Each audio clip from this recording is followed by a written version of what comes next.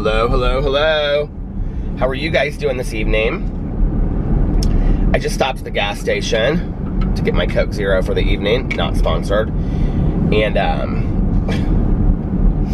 this woman was vomiting out the car door and her boyfriend was buying her Gatorade. Beautiful Sunday evening in Indianapolis, Indiana. It's actually cold out tonight. It's 50 degrees. It feels cold. I guess that's kind of cold for what we've had. It was almost, I think it was up to 80 today. I don't know. Anyway, it is 3:14 a.m. I got up about, I fell asleep early tonight. I got up about a half an hour ago and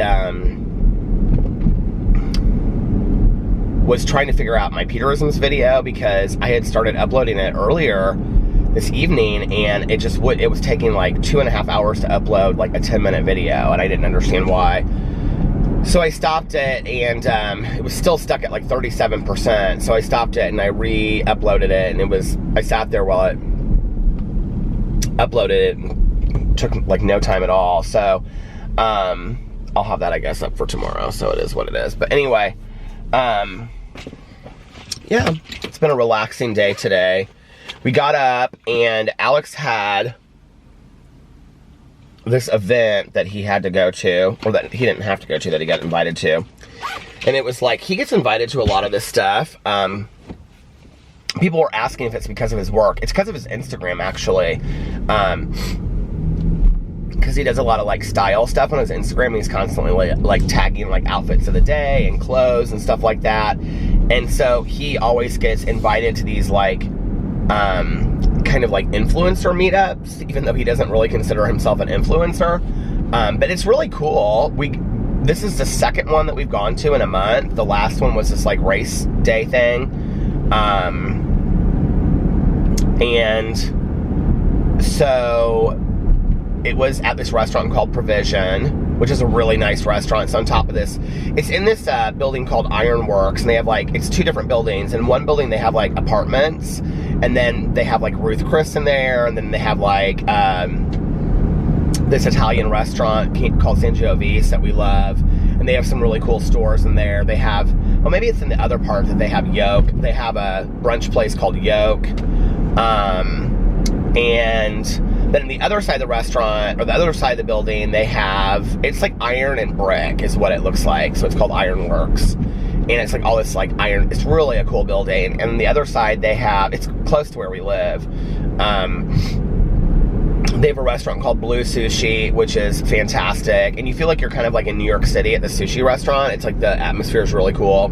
They have like 10 or 12 vegetarian rolls. So I love it there. They have this one called the Hippie, that is fantastic. And then, but on top of it, they have like a restaurant called Provision. It's kind of a steakhouse. Very cool, very kind of bougie bar that like opens this back patio.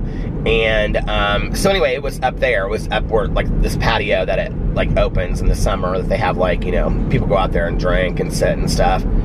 And it was nice, and it was for like all these like fashion and foodie Instagrammers, I guess, in Indianapolis. And there were probably, oh, I don't know how many people, I'd say 50 to 100 people there. And it was like almost all women, with probably, I don't know, the exception of like 5 guys. And it was really fun. They were so nice. I knew a couple people. We got really nice like swag bags, which I did a review of on my review channel. So if you want to see what we got, I just thought it would be fun to do a review of the swag bag because it was a nice like, you know, little grab bag that they give us at the end. And it was fun. The drinks were, I guess people were confused about this in my review video. They were asking why I didn't drink the kombucha. So it was sponsored by this Circle City Kombucha. And I used to drink kombucha back in the day. And I was talking to the woman about it, that like a lot of people, when I had shown it in a video with Tanya and I, they were like, you can't drink that because it has alcohol. And she's like, no, absolutely not. She was like, that's not true whatsoever. It has to ferment and it has to sit there for so long before that would happen. And she was like the owner of the company. But anyway, they had like mixed drinks. They had like, apparently this is like the new trend of 2019. I don't know, it probably was the trend on the East and the West Coast like 2 years ago, and it's coming to Indianapolis now, but kombucha and alcohol drinks. So it's like, you would have like a kombucha and vodka or something like that, apparently. I don't know. I didn't know that bars kept kombucha on hand, but the drinks looked very cool. Alex had like 2 of them. He liked them. They were like in these little glasses. They had some food. We didn't eat the food there. It was just nice, and they had somebody like doing like braiding flowers into people's hairs, and they had like some places to take pictures. It was very cool. It's all these little influencer meetup things are kind of like that. So yeah. And I have met this friend of mine, the one that I went to lunch with a couple weeks ago, and she runs a blog here in Indianapolis called Indy. She's so sweet, you guys. She's one of the nicest people I've ever met. She's like literally like that person where you're like, well, I've always kind of wanted to do this. And she's like, well, I know Susie Smith, and I'll hook you up with her, and Susie Smith will make that happen. Or she'll say like this. And today, she was telling me, she was like, because she was like, so what are you doing next weekend? Are you and Alex going to Pride? And her name's Kate. And I linked her Instagram. Her Instagram is Indy. And so anyway, she was like, are you and Alex going to Pride? And I said, Alex is going to be out of town next weekend. Next weekend is Pride in Indianapolis. And she was like, oh my God, you should go with me. And she was like, this is like my Coachella. I love to go every year. We get reservations at like 3 different restaurants. And then we just, cause like they have a huge parade. And then you just like walk down where the parade is, and then they have the Pride Day Festival. So I don't know, I might go with her. I haven't decided yet. And her sister is friends with Blair St. Clair, that was on RuPaul's Drag Race, who's from Indianapolis, and she's performing. So she was like, you should come and hang out with all of us. And I was like, you know, that might be kind of fun. I don't know, it might be something different. I was telling her, though, I have such bad social anxiety. And she's like, I do too. She was like, but I go to so many of these events. And she was like, and you can go as my +1 anytime that you want to go. Because she goes to like restaurant openings and everything here in Indianapolis, because she writes for this blog. Which is so funny, because like when Alex and I back in the day, when we started our blog and it was like local, we were like literally like the only ones that had like a blog in Indianapolis that was doing this. And we kind of got away from doing anything local. I don't know, that would have been lucrative today, but we don't do anything really local on it anymore. But it was fun. We had such a great time. And then afterwards, Alex was really, really hungry. And I was like, what are you hungry for? And he goes, are you hungry for Thai? And of course, I'm supposed to be on my program today. And I said, sure, I guess I could go do Thai. So we went to this little Thai restaurant that I'd only eaten at like once or twice before in Broad Ripple. It was beautiful outside today. It was like us and one other couple sitting out there. And so we ate there, and then we came home, and I made videos for all of my channels except for my BookTube channel, because by that point it was getting late, and we wanted to watch RuPaul's Drag Race, the finale, because we hadn't watched it. And I knew that Alex needed to go to bed early because he had work in the morning. And so I got the videos up, and then we watched RuPaul's Drag Race. And then right after that, I don't know what time that was, like 9:30 or 10, he was like, okay, I'm gonna go upstairs and start getting ready for bed. And I said, I'm going to bed too, I'm gonna crash. And I said, I'll just sleep for a little bit, and then I'll do my vlog. Of course, I was gonna sleep for like an hour and then do my vlog. And so I slept until 3, so I slept like 5 hours. I've been having the most vivid dreams lately. Like I wake up, and I'm like just still in the dream. Has that ever happened to you? Like and tonight my dreams were, like, I've been having a lot of nightmares. I didn't have nightmares tonight. They just were really, really vivid. And, so, yeah. We're trying to figure out a trip to take. We're thinking about going somewhere the first week of July. Because we were going to do a birthday trip, and we were not going to do San Diego until September or October now, because we can't go anyway. Alex can't take the last 2 weeks of July off. We can't really go anywhere in June because of some work commitments and some things that different commitments that we have here. So we can't really leave in June. And the only time that we can really go is like the first 2 weeks of July. Well, Alex's mom is going to be in San Diego, and then I guess she and Fufu are driving to San Francisco or something. I don't really know the story. But anyway, because of Alex's cousin, Nina, that lives in San Francisco, so they're not going to, like, he's not even going to be there if we were going to come. So we're trying to figure out a trip. We may either do, like, Miami for a couple days, or we might... I was looking at... I haven't really looked at a lot of places in Mexico because we just went to Mexico. I was looking at Dominican Republic again. But the thing is, I don't really want to go somewhere that...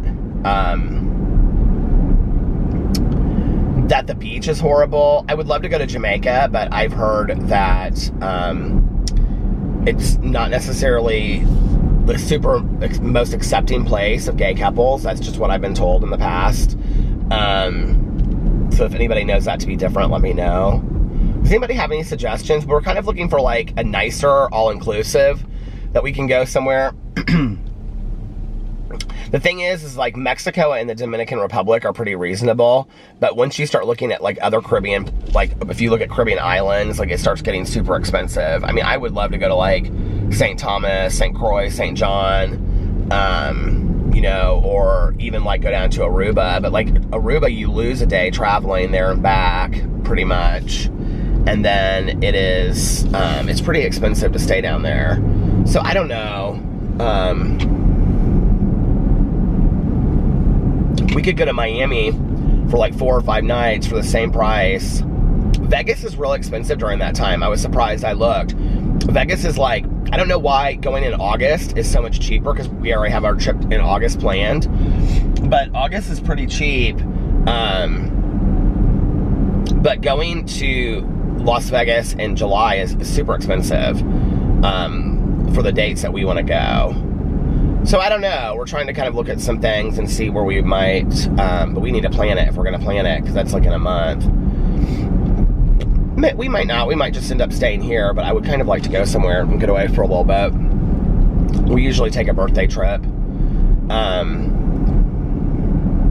This is Alex's 35th. So yeah, that's been what's been going on today. And then I just noticed tonight... Well, I just got the text tonight from my friends about my friend's viewing is on Wednesday. It's from 4 to 6. And then the celebration of life is after at 6. So I don't know if they're just doing like a viewing and then they're doing like a funeral right after. It's all at the same funeral home. She said she would let me know if which one, if they're both going to go or if only one of them is going to go, because one of my friends has to work. She doesn't know if she can get it off. She's going to see. But I'm going to go down there anyway, whether or not they can get it off. So that's Wednesday, which I was supposed to meet with Alex and some of these girls that he met up with tonight on Wednesday night. So I guess I won't do that. But I need to go to my friend's thing, so it seems so surreal that he's gone.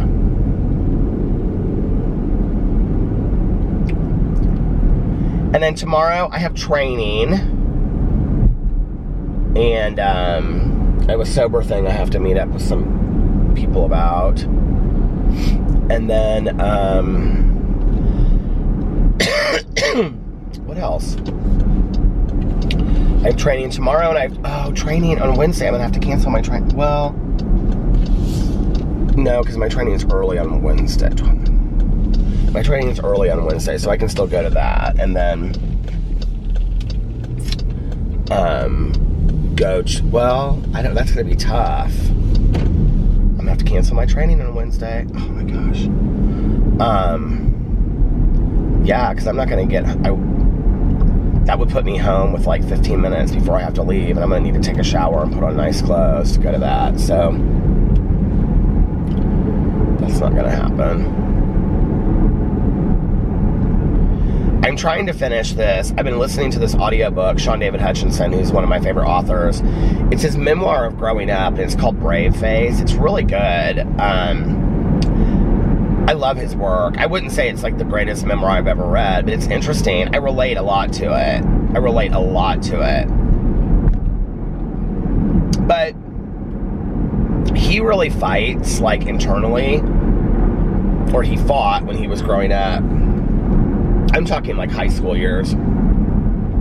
He really fought internally, like, being gay. And I think by the time that I was, like, in high school,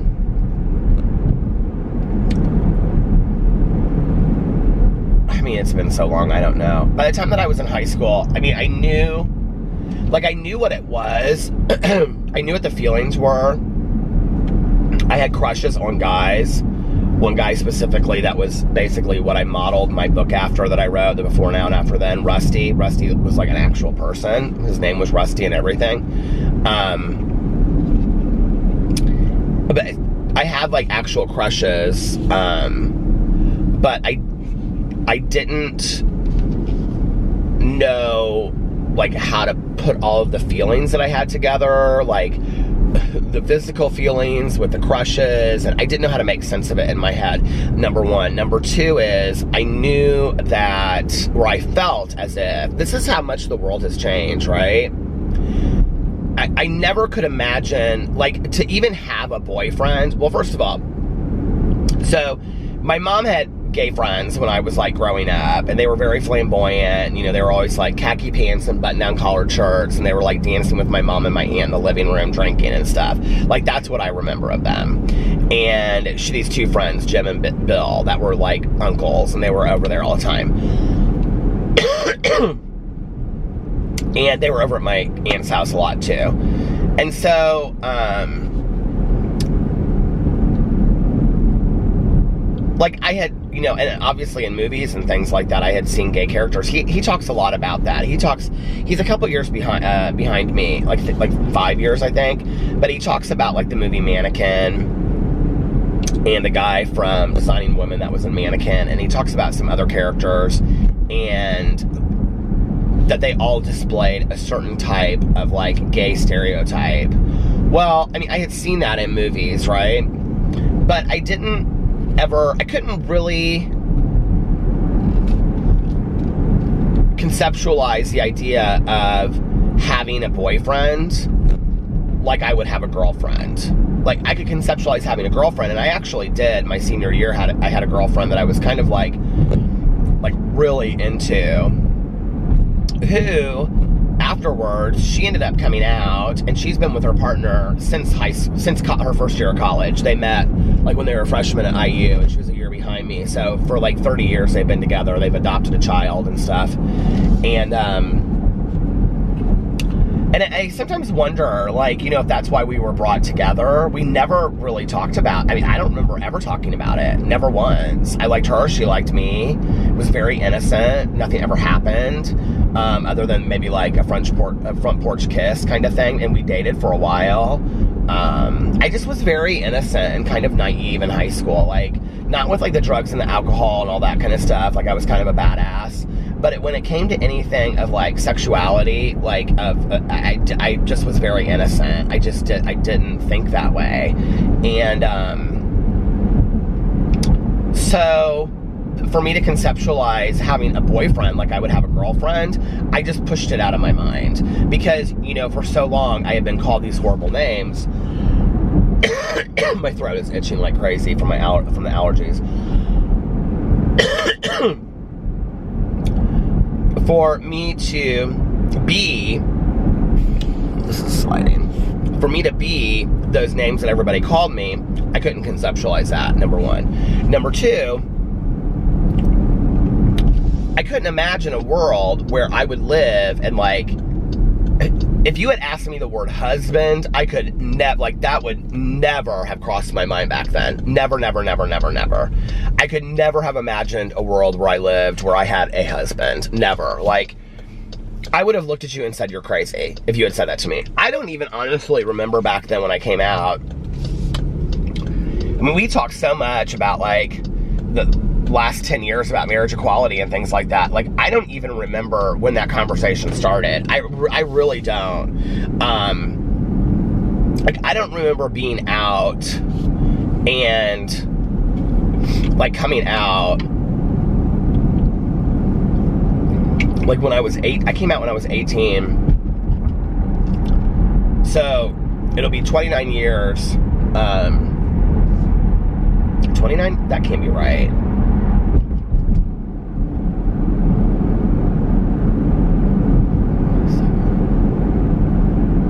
To 28, 28 to 38, 30. I mean, it's coming up on, yeah, it's going to be like, well, this birthday, 29 years? That can't be right. Yeah, God, seriously? So, my birthday, I came out on my birthday, my 18th birthday. So this year, my birthday at the end of June, I've been out 29 years. And I don't remember when I came out talking about, like, I don't remember us having conversations about marriage equality and things like that. Like, I just don't, that gas station that I always go to is like, there's not a light on there. That's kind of scary. And she's there working. Like, all the pumps are closed down and everything. What is going on there? Anyway, yeah, like, I don't remember ever having that conversation. I mean, the issues that people were talking about when I came out were HIV and AIDS prevention, you know, and we had just come out of this huge AIDS crisis where people were dying left and right, and I had missed that, actually. And then, but I remember, like, HIV prevention was huge, and it was really, I think, to some degree about the gay community taking back, you know, this whole stigmatization that it was all gay men. I can remember, you know, I mean, like, I don't remember ever my first couple years being out, 5 years plus. I don't remember there ever being any discussion, ever. I mean, I'm being 100% serious, and maybe this is too much information, but I don't care, because I think it's important. I don't remember there ever being any conversation, like, if you were sexually active with somebody, whether it was a one-night stand or dating, to not use protection. Like, I don't remember that ever not being an issue. Like, you just did. Like, you just always did. Like, that was just a thing. And bars had, like, really expensive, like, condoms and lube in the counters, and the safe bags when you left, which were, like, these Ziploc bags that would have, like, condoms, and you just grab them, and, like, you just had all this stuff, you know, constantly. I mean, it would be nothing to go to somebody's house and on the counter, you know, see, like, 3 gold coin condoms and, like, a thing of lube. I mean, everybody was like that back then. And I think to some degree it kind of makes me sad when I see that, like, the younger generation that has come up behind us, but it's not just a younger generation. That's the thing. It's like people have forgotten or something. I don't know, that they're so into this unprotected sex, and it's like taking freedom and liberation back. Well, I understand that, but freedom and liberation from the disease, because we could repeat what happened before, you know, like, and just because we have this cocktail of drugs and things out there now, that people can be asymptomatic from HIV for years and years and years and years and years, doesn't mean that we're not going to have a new strain that's introduced that everybody that is all of a sudden is dying again. And I don't want to see that happen, you know, like, I mean, on the heels of, it's going to stop, hold on a second. On the heels of what I missed coming out, all of my friends would talk about these guys that they were friends with. And, oh, do you remember so-and-so? Oh, he was so much fun, blah, blah, blah. I remember this guy, Michael, that they used to talk about in town all the time. He was, like, one of the most popular people, like, in Indianapolis in, like, the gay community. And all of these guys would talk about him. And I never knew who he was. I would see him in pictures, you know, because, like, all of my friends were, like, backup dancers for drag queens when they would be in pageants and stuff. And, like, I would see pictures of him. Like, I can see a picture of him in my head. I don't know how. But, like, I remember them talking about him, what he looked like, but I never met him because he had passed away before I came around. And, how easily we forget, you know? So, no, like, I couldn't conceptualize in 1990 a world where I could have a live-in boyfriend or I could have a husband. Never, you know? And I actually, like, I think it was like 5-10 years ago, I was talking to this friend of mine who very much lives this settled down world in this gorgeous house, and they just have really nice life. And I said to him, I said, did you ever imagine all of this, like when we were like in high school, like that this could have, we didn't go to high school together, but we're the same age. And I said, did you ever, like, I never could have imagined, like, I could have a husband and live in a house and hire a landscaper. You know what I mean? Like that kind of stuff. And he goes, oh yeah, absolutely I could. I go, really? And he goes, oh yeah. And I just was like, that's crazy to me. Like, I never did. And I don't know if that was my own internalized fear of having to deal with that first I would have to tell everybody, and then what would they think? And you know what was so crazy about it for me is that my coming out story is nothing. Like, I mean, I've heard horrific coming out stories, even up till recently, you know? I mean, I think we like to think that we live in this world of, you know, Lady Gaga and Ellen DeGeneres and Neil Patrick Harris and, you know, like,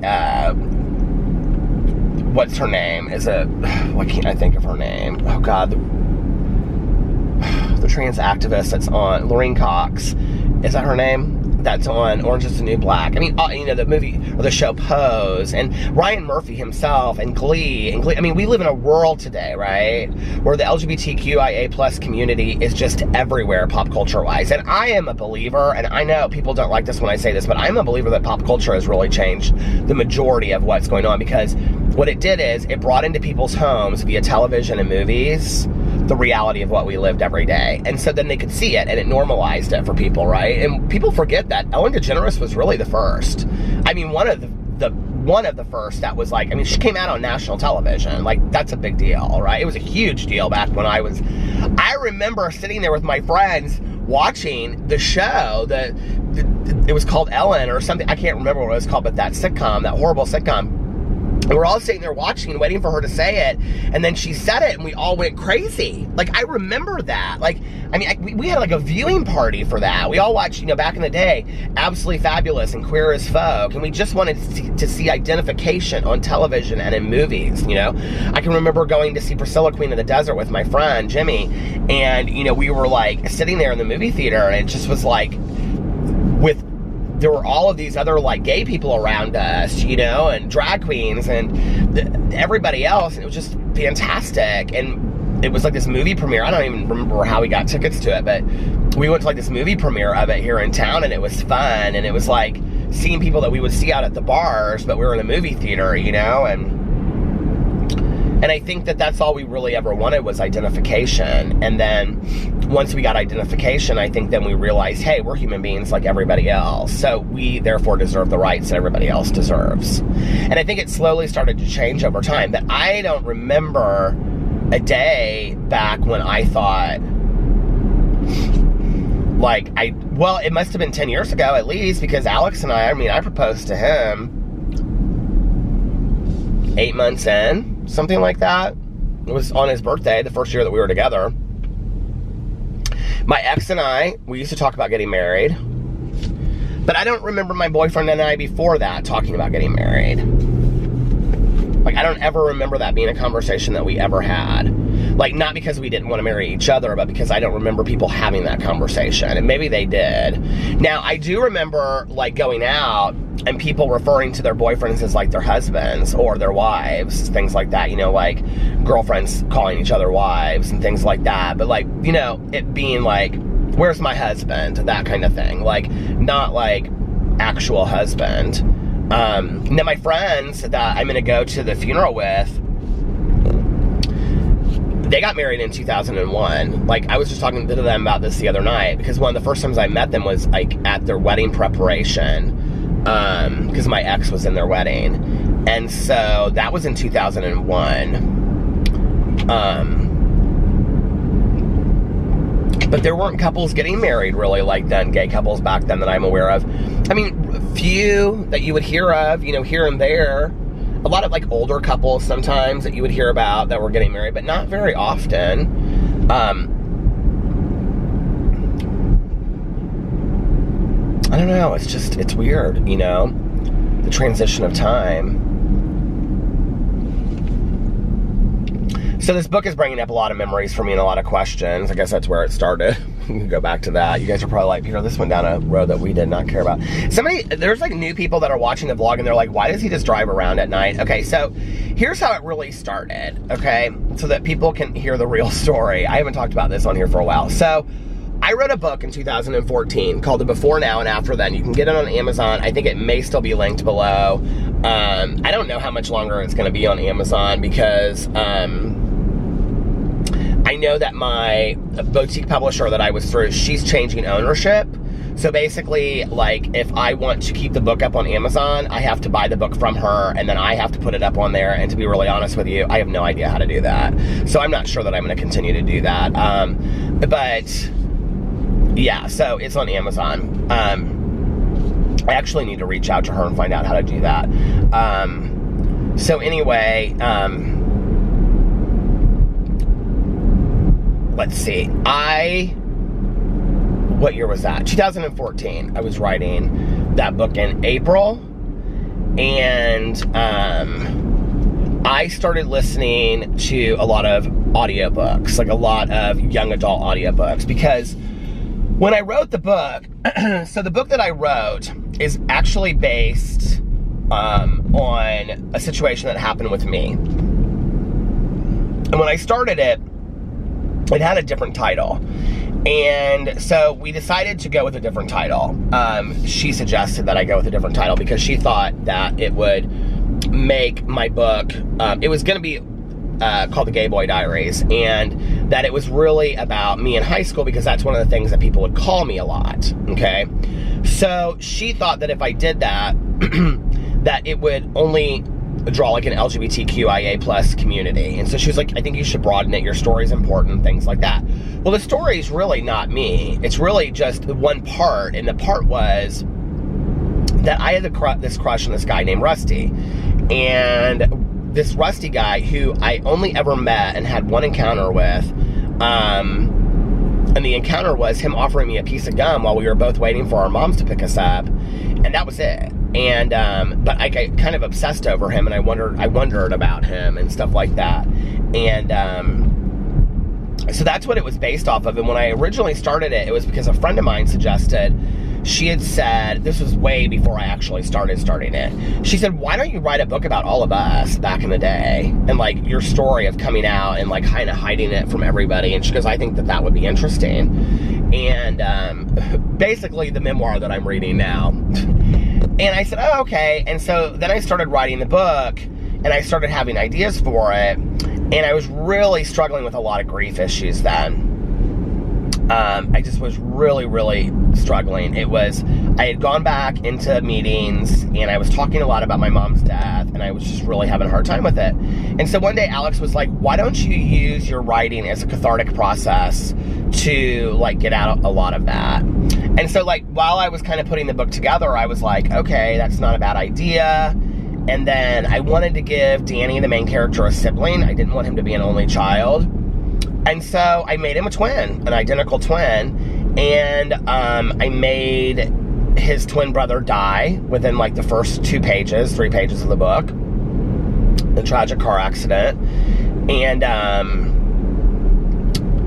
so that he was alone, but that he hadn't always been alone. And so it was him finding himself again. And that was really what I wrote it about. Well, at the time that I started writing it, I didn't know what young adult was. Like, I didn't really know. I hadn't started my booktube channel. I hadn't heard everybody in the world talking about, you know, what is it called? Young adult books and things like that.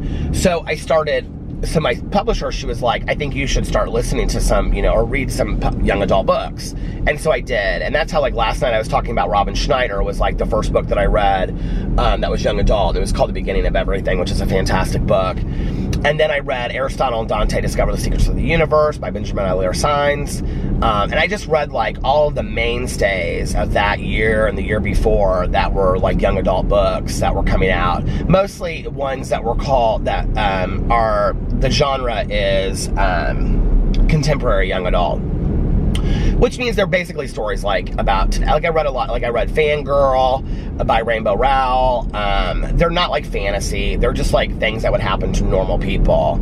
I read all the Rainbow Rowell books. That was when I got introduced to John Green. Well, that was not true, because I had read The Fault in Our Stars before that, but I had never read any of his other stuff, so I went in and I read all of his stuff. I mean, I literally could go into my library right now on Audible and tell you how it all started for me, because I went back and that's all I listened to exclusively for 6 months, was like young adult, because that's what I was writing. And so yeah, why was I talking about that? I don't know.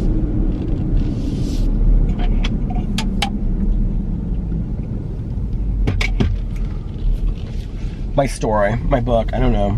But, you know, sometimes when I look back on, like, my coming out story was so easy, you know. I can still see the conversation that I had with my dad and my stepmom in, like, the kitchen. So my dad has, like, this great room off his kitchen, with, like, a fireplace and stuff. And I remember them sitting, I don't remember how the conversation started, but I remember sitting there, and it was on my birthday. And I remember them asking me, and I was like, and I can just remember, I thought to myself, I'm going to do this. And here was the thing, that I had decided, so my stepmom and I were going to the same hairstylist, and I had started seeing him out, because I had gone to some gay bars with a fake ID with my friend. It was like I just used his ID to get in. But anyway, but my friend that I went to kindergarten with, she and I would go with him. And I can remember, like, I'd seen my hairstylist out a couple times, and he had made some jokes or something to me about, oh, does your stepmom know, or whatever. And I was like, I remember thinking, he's going to tell her. And the camera fell. Anyway, so this is, okay, so this is how I felt. So I felt like, I didn't care that if my parents heard it, but I wanted them to hear it from me. If that makes sense. So anyway, so I don't know how the conversation came up with my dad and my stepmom. I really don't. I just remember sitting there having a conversation with them. And I said, yeah, I'm gay. I don't remember how it came out. I really don't. I wonder if my dad would remember. I'd have to ask him. But it was easy. And I remember my dad saying, I got kind of emotional, I think. And my dad said, Peter, I've known, like, he bases it all on stereotypes. He was like, you know, you've always been interested in dolls and whatever. I knew when you were like 4 years old and you were carrying your baby alive around that I'd be dealing with this someday. And I remember we had a conversation. My dad and I have had a lot of conversations. My dad is literally like the most not homophobic person in the end. He could really give a rat's ass. My dad could be hit on left and right by every gay man in the world, and he would see it completely as flattery. He would, like, not be offended by that at all. Like, he just is not, like, he just isn't, like, just, it doesn't bother him whatsoever. Like, I just got the coolest dad in the whole world through the whole situation, and he's very defensive about me. Like, to the point of where he won't call people out for being, like, homophobic. He'll call them ignorant. He'll say you're ignorant to have that stance. Like, my dad had an issue, I think, with, like, a fellow doctor at one point, that was making, like, gay jokes. My dad said something, and my dad's not, like, that person that will get in your face and be confrontational. He's very, like, calm and kind of settled down.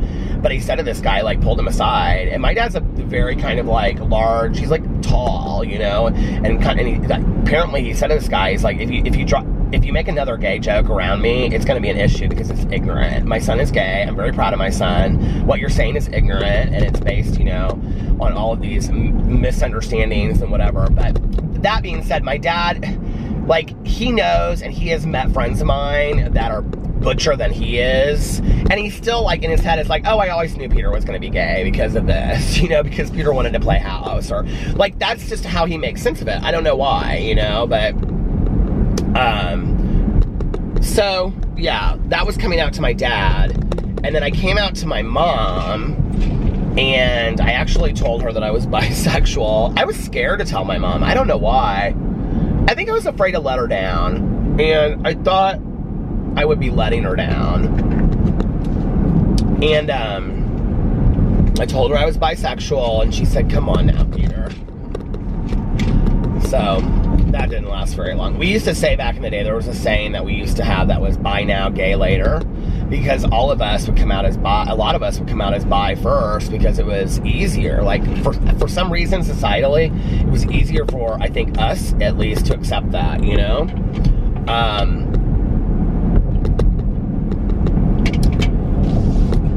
And then she started crying. And I said, Mom, don't cry. I've told this story a million times on here. I said, Mom, don't cry. It'll be okay. And she said, I'm worried about your safety. And I thought she was talking about, like, contracting HIV.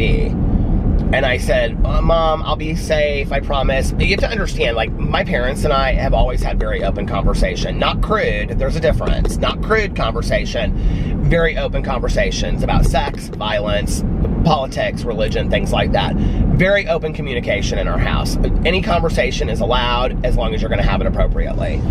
That was always how I was taught, and I'm so thankful that my entire life my parents were like that. There was no question they were not willing to answer, but we weren't gonna have a crude conversation about it. It was gonna be we were gonna have an intellectual conversation about it. And so I said to my mom, you know, my mom, you know, like, I'll be safe, blah, blah, blah, blah, blah, whatever.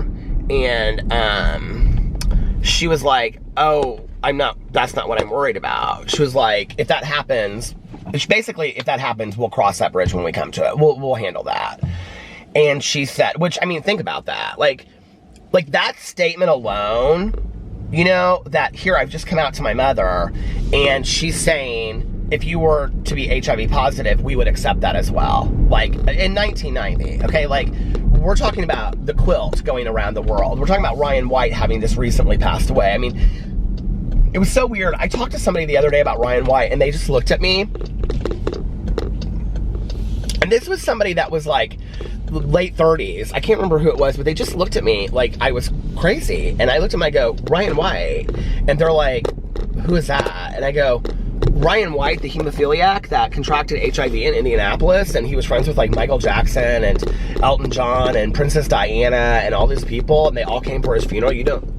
They made like a movie about him and stuff. They're like, yeah, we have no idea. I was like, he was he was in the news all the time. And his mom too.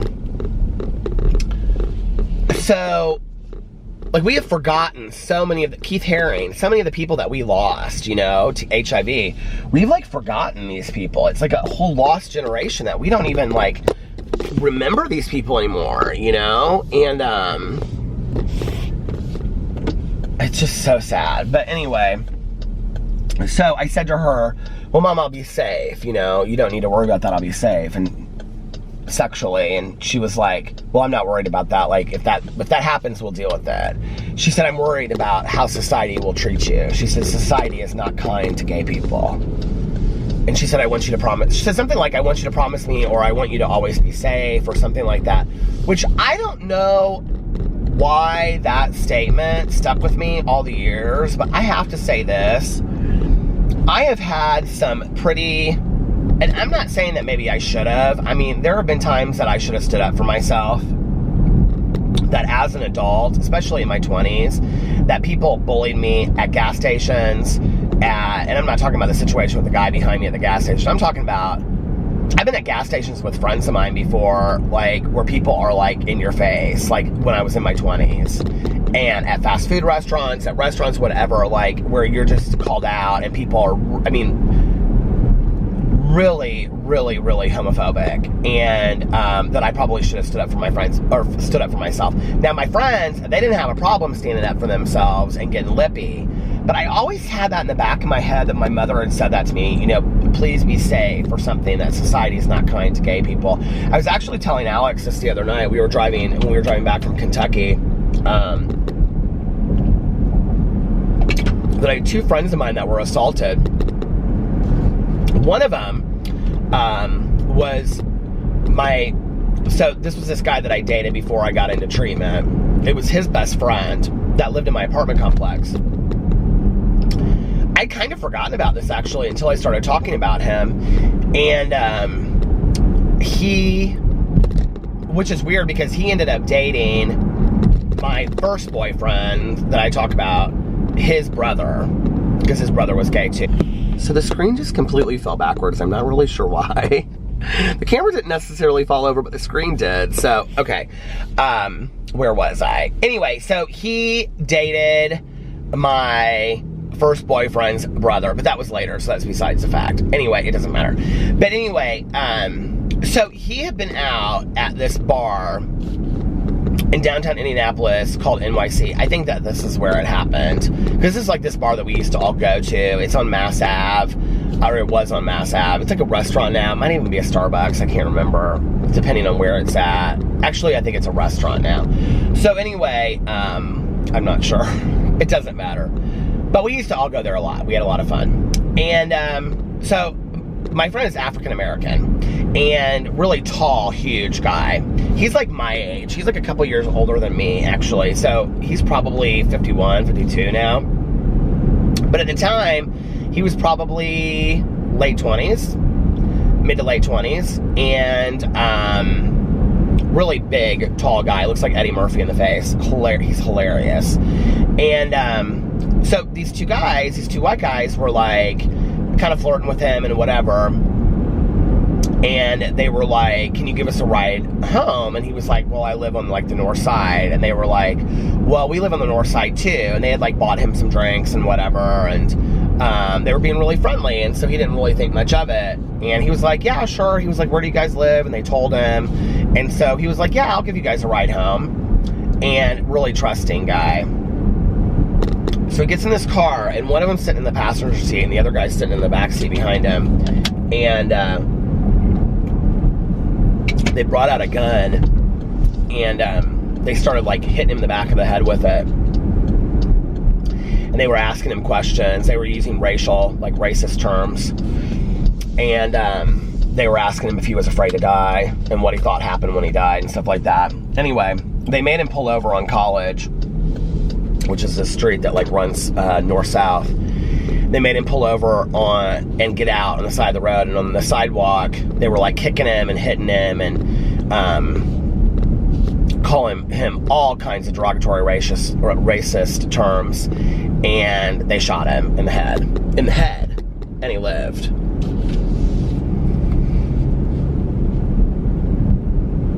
Crazy. So sad. So sad that the cruelty of the world out there, you know. He's doing great today, though. Like, he was in like a rehab forever, I remember. And I feel like I went to the hospital and visited him with the guy that I dated. I don't know why I have a memory of him like in a hospital gown. It's horrible. And then I had this friend of mine that was lesbian, and she was older. So when I was like, I was trying to guess her age the other day, but when I was like 20, she was probably like in her late 40s, early 50s. She's hilarious. Remember, she lived in Lockerbie, and she had this cute little apartment. And she'd always wear like baggy khakis and like a baggy like t-shirt or like white. She was very Gap looking. And then she'd always have like this baseball hat, and it would like, it wasn't supposed to be a flat bill, but it was a flat bill, if you know what I mean. And she was leaving the same club, and like 5 guys followed her around the corner and like pushed her into an alley and just beat the shit out of her. Like, I mean, just forever. And like when she went to go get the police. Okay, and this is one of the weird things, is that in Indianapolis, I don't know how true this is today, but back then, I think it is still true today, there is a huge percentage of the police force in Indianapolis that is gay. And so for any gay event, they usually have gay police officers, which I know sounds strange, but I think it's fantastic. So out in front of these bars, a lot of times there's gay police officers. Well, that night, there happened to not be. And that was like one of the only nights that there weren't like gay police officers out in front of the bar. And I remember that people were speculating that that's why it happened that night. Because she like apparently was like crawling around the corner. Like nobody saw her. It was like late at night to towards this police officer, and he was like not wanting to help her or something. I don't know the whole situation, but because of that, they changed something to do with hate crimes in Indiana. I don't know. She was part of that. I don't know how it got changed, but and I never even knew it. I don't know what happened to her. I haven't heard from her or seen her. I wasn't that close with her, but you know, and I always think about in those situations where my mom said to me, you know, society is not kind to gay people. Just be safe. You know, always please be safe. And I think about that, you know, like I think about that to this day. It's like when I think about going somewhere or staying somewhere, you know, like I always do look at like hotels, like are they gay friendly? And I mean, you know, that's important. You know, it really, really is important. If you've ever stayed somewhere, when you check in as a gay couple and they look at you like you're freaks, I mean, it is important, you know? And I look at that stuff, you know?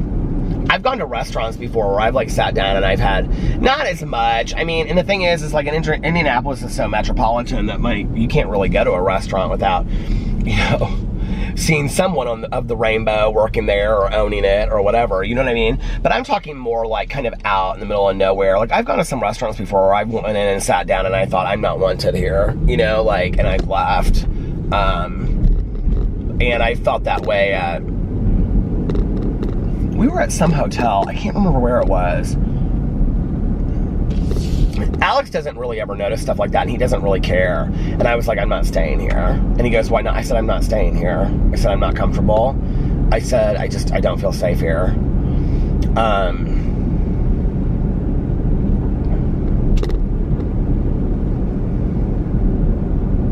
You know, just because we're not in 1969 doesn't mean that stuff couldn't happen again. I feel like a lot of things that I see in the world, you know, with racial division and, you know, just, we talk so much about diversity, but in some ways I feel like we've taken 10 steps back, you know? And I see so much hate and violence out there in the world in a way that we didn't have it, like when I was in high school and when I was growing up. Like a lot of this hate crime stuff that you see today, it's like once we labeled it a hate crime, it was like then it started happening. But like I don't remember it happening a lot, like when I was growing up. You know what I mean? Like, I don't know, do you guys, like, if you're my age, you'll know what I'm talking about. It's like, you know, here's the other thing, okay? Like, I just sometimes wonder, like, what part we are of society to all of this. It's like, with the kids that are, like, young or in high school that are, like taking their lives because of bullying and things like that. I don't remember that happening when I was growing up. I just don't. I've had so many conversations with my cousin about this. I do not remember that being a thing.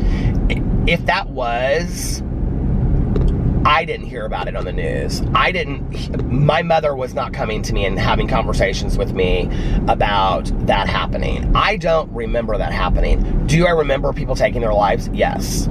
I don't think we had one in our school the entire time that I was there. But do I remember there was a movie with Molly Ringwald, I remember, that they made, and she had like this pact with her boyfriend. Y'all remember that movie? I have the VHS down in my basement somewhere. It was like a made-for-TV movie. I remember, you know, people talking about it. I remember we would hear of people that like went to psych hospitals, you know, like, and then they would come back and they would have bandages on their arms and things like that. Like, I remember that, but I don't remember it being the answer to being bullied. Like, I just don't. And I sometimes think that, like, we perpetuate that, like, you know, with our perception and I don't know, like, what has happened? Like, you know, with, like, neighbors not knowing each other and, you know, not knowing your, like, hanging out with your friends' kids and, you know, and things like that. Like, I don't know. Like, I feel like I didn't just have two parents. I feel like I had so many parent types around me that were looking out for me, you know? I feel like we've gotten away from that a little bit. I remember doing this when I was working in treatment. Like, this one training that we went to, I don't remember what it was for, but I remember it was like this list. And it was like, So it had like teacher, neighbor, grandparent, uncle or aunt, family friend. It had like listed all these different things, and it was like, how many close relationships does this like adolescent or teenager have with this person? So like, if they like knew 3 of their neighbors by name, you would put like 3. Well, the more close positive relationships that person had with all of these extended members of their society, the better chance that they had at success, because there were more people that were connected into the life of their success. Well, I don't think that changes just when you are an adolescent. I mean, I think as you become an adult, it's like, do you say hi to your neighbors? Do you know your neighbors by name? You know, it's funny. It's like that stuff that wasn't important to me like 10 years ago is important to me now. You know, like I was talking to my friend today on the phone, and I was like, yeah, like I really, like I know, I was talking to Caroline, and I was saying, you know, like, actually this was yesterday, and I was saying, you know, she was like, do you know your neighbors? I was like, yeah, they're really nice. I was telling her about our new neighbor that moved in and blah, blah, blah, whatever. You know, it's like, and then I think about like teachers of mine that I have that I still see every once in a blue moon, you know, that like, you know, professors, and I'm like, oh, they're so-and-so, or, you know what I mean? Like, and I think that's important. I think it's important to have positive connections with the society around us, not just friends, but people that have been mentors to us, people that have been role models, you know, people that we look up to. You know, this whole idea of when I was growing up, who are your elders? You know, I remember that word being a really big deal when I was growing up. We don't talk about that word anymore, that word elders, of being somebody that's older to you, that you respect, that you look up. In Alex's culture, they have a word that they say. I think it's bendicio, and so the kids say it. Like, Alex says it to his grandma, and, like, you know, like I'm like forgetting my nephew's name. Carlitos and Sebastian say it to us when we come in, and there's like this whole process that you say. You know, it's like, I always respected my elders. Yes sir, no sir. You know, I would call, besides like 3 of my parents' friends, I called all of my parents' friends Mr. and Mrs. Always. You know, like, we've gotten away from this world. Like, I don't know what's happened. Like, I really don't. And I'm not like, you know, maybe I'm part of that too. Maybe we're all part of that. But is it too late? You know, can we get some of that back?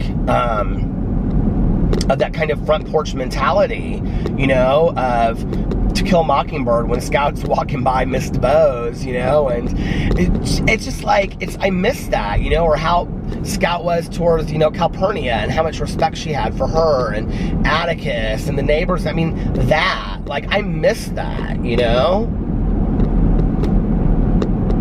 And the reason I miss that is because I think that there was respect for one another. We've lost respect for each other in society. We don't talk to each other very nicely anymore. And I own it. I haven't talked to people very nicely in my life as well. And I'm trying to improve upon that and be a better version of that, because that's not who I want to be, you know? I really try to think that stuff through now.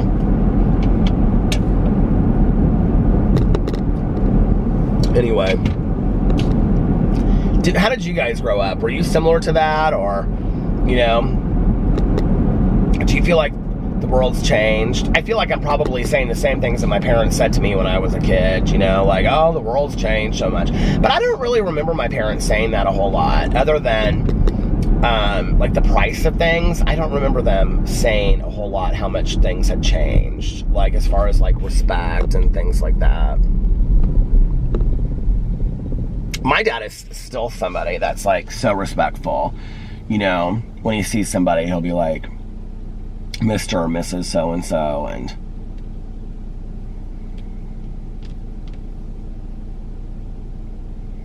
I don't know.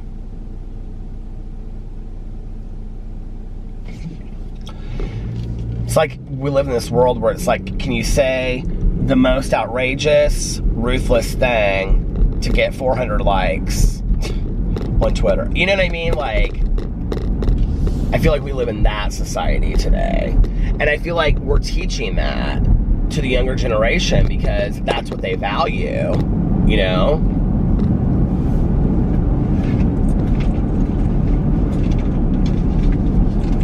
Maybe that's what a lot of it is about too, is that, I mean, God, this is like rolled out so far.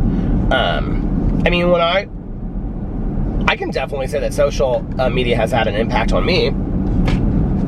I love it. But at the same time, I mean, it definitely has had, you know, a negative effect on me sometimes. But when I was growing up, we didn't have social media. Maybe that's how things are different a lot. You know, I was talking to my cousin's son's girlfriend, and the only thing of social media that she has is Instagram, and she said she thinks she's going to get rid of it. And I said, why? And she said, because I get on there like one day a week, and I just feel like that's too much. She's such a cool girl. And I was like, and I just looked at her and I said, you know, like, I'm on social media a lot. I love social media, I'm not going to lie. Like, I love being on, you know, the Instagram and the Twitter and all that kind of stuff.